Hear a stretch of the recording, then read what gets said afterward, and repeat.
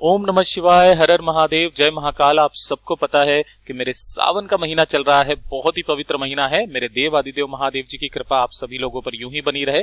आपकी सारी मनोकामनाएं इस सावन के महीने में पूरी जरूर हो, यही मैं महादेव जी से प्रार्थना करता हूं। देखिए, अगर आपके शरीर में किसी भी तरीके का कोई कष्ट रहता है, घुटनों का दर्द, कमर का दर्द या फिर कंधों का दर्द या किसी भी तरह की तकलीफ है, या फिर आपके कोई स्किन संबंधित बीमारियां हो चुकी है, काले धब्बे पड़ना, दाग धब्बे या फिर फोड़े फुंसी निकल जाना, सफेद दाग धब्बों वाली जो भी बीमारी है ना आपके शरीर की, वो सारी खत्म जरूर हो जाएगी। मात्र आपको छोटा सा उपाय करना होगा। हरी चंदन वाला ये जो उपाय है, पूज्य गुरु जी की कथा से सुन करके और समझ करके पूरे उपाय को बड़े ही विस्तार से आसान भाषा में आपको समझाने का पूरा प्रयास करूंगा।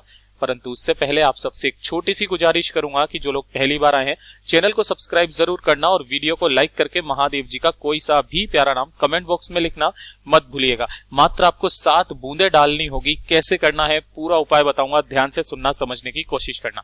इस पूरे वीडियो के अंदर हम लोग 3 महा उपायों के बारे में बात करेंगे, जो कि आपके शरीर की जितनी भी कष्ट, बीमारी, तकलीफ है, वो पूरे खत्म हो जाएंगे। आपको जो भी उपाय सरल लगे, सुलभ लगे, वो वाला उपाय आप कर सकते हो। ठीक है, अब ध्यान से सुनना। सबसे पहले बात कर लेते हैं पहले वाले उपाय की।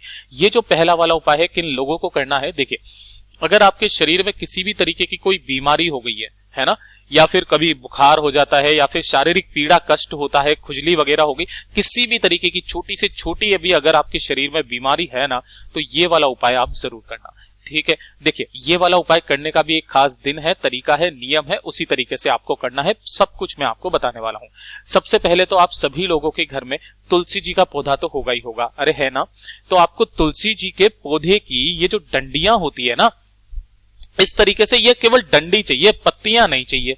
ठीक है ना। अब कोशिश करना कि आप जो है वो सूखी डंडी ले लें, क्योंकि अगर हमारे घर में तुलसी जी होती हैं तो उनकी सूखी डंडियां भी निकलती है, और सूखी डंडियां आपको इस तरीके से ले लेनी है। ठीक है ना, 2-4 एक डंडी ले लेना, और डंडी लेकर के पश्चात आपके घर पे जो भी पत्थर वगैरह होना चंदन घिसने का, उस चंदन घिसने वाले पत्थर पर आपको उसे घिस लेना है।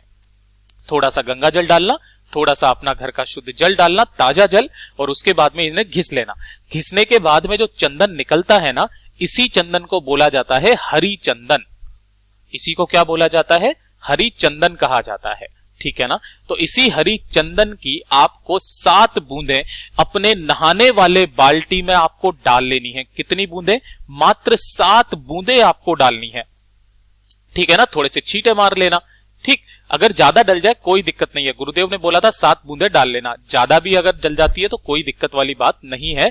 और सुबह सुबह ब्रह्म मुहूर्त में, ये चीज ध्यान रखना, सुबह के समय आपको स्नान करना होगा इसी वाले जल से। लेकिन ध्यान रखना, जिस समय पर भी आप यहां पर स्नान करेंगे, आप एकदम वस्त्र विलीन होंगे। ठीक है ना। इसी तरीके से आपको ये वाला उपाय करना होगा। 3 दिन के अंदर अंदर आपको असर दिखाई देने लग जाएगा।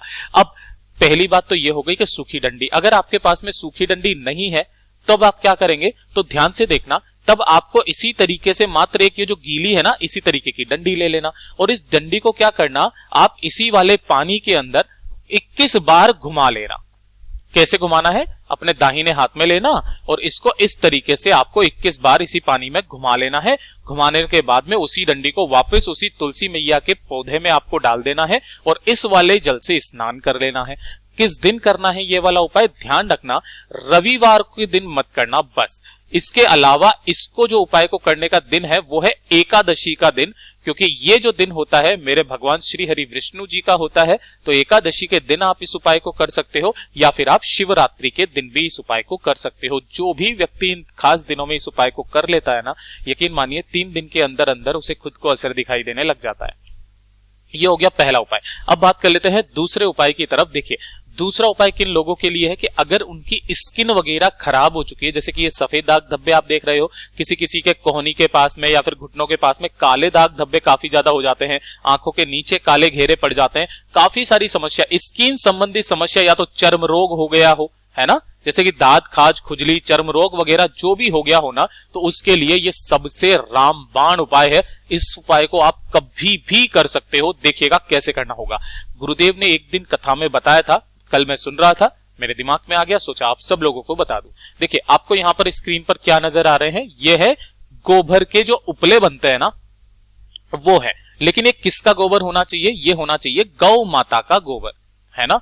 तो आपको क्या लेना होगा? गौ माता का ये जो उपला होता है ना, ये आपको लेना है, ठीक है। लेकिन गौ माता का होना चाहिए। अगर आपके पास में गीला मिल जाए तो आप उसको गीले को पहले सुखा लीजिए और सुखाने के बाद इस तरीके से उपला बना लीजिए, आराम से मिल जाएगा।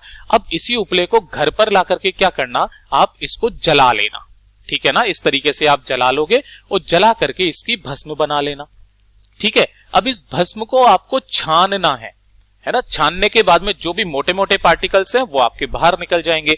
और छानने के बाद इस पूरी की पूरी भस्म को आपको एक सफेद कपड़ा, और सफेद कपड़ा भी ऐसा लेना जो छलनीदार होता है ना, जिसमें से निकल सके ये, इस तरीके से सफेद कपड़ा लेना और सफेद कपड़े के अंदर इस भस्म को डाल करके ऐसे करके पोटली बना लेना। मैं जो चित्र में बता रहा हूं ये तो काफी छोटी सी पोटली है, आप थोड़ी सी ज्यादा बना लेना, बड़ी पोटली बना लेना, ठीक है।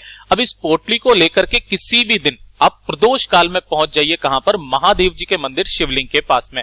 अगर आप विशेष तिथियों को इन्हें करते हो तो आपको इसका दुगना फल प्राप्त होता है, ठीक है।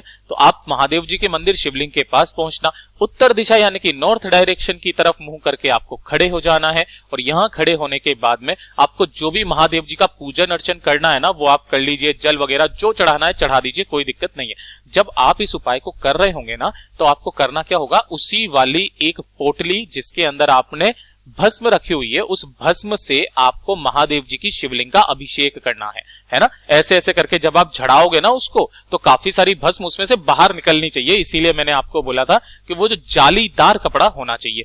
जो भी भस्म यहां पर इस तरीके से चढ़ी जाएगी, है ना, काफी सारी निकल जाएगी। आप चाहो तो पूरी की पूरी चढ़ा देना। चढ़ा देने के पश्चात आपको वहीं से थोड़ी सी भस्म लेकर के आ जानी है ना। वहीं से थोड़ी सी भस्म उठाना। लेकिन ध्यान रखना, ये वाला जो उपाय आप करोगे ना, किन महादेव जी के नाम से करोगे? सोमेश्वर महादेव जी के नाम से। सोमेश्वर महादेव जी के नाम से आपको ये करना होगा पूरा का पूरा उपाय।